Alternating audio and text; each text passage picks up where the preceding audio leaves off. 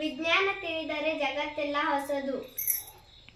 ಎಲ್ಲರಿಗೂ ನಮಸ್ಕಾರಗಳು. ನನ್ನ ಹೆಸರು ಕೃತಿಕಾ ಸಮಪ್ಪಗೌಡ. ನಾನು 4ನೇ ತರಗತಿಯಲ್ಲಿ ಓದುತ್ತಿದ್ದೇನೆ. ನಮ್ಮ ಶಾಲೆ ಹೆಸರು ಸರ್ಕಾರಿ ಹಿರಿಯ ಪ್ರಾಥಮಿಕ ಶಾಲೆ ದೇವರ ಹುಬ್ಬಳ್ಳಿ.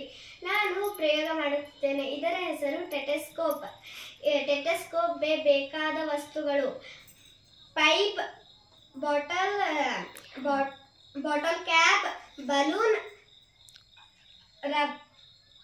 ವೈರ್ ಇವೆಲ್ಲ ಬೇಕು.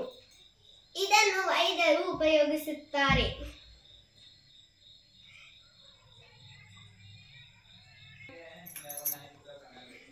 ಬಲೂನ್ ಮುಖಾಂತರ ಬಲೂನ್ ಮೂಲಕ ನಮಗೆ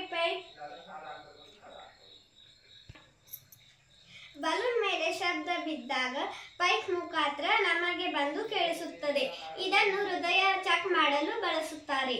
ಧನ್ಯವಾದಗಳು.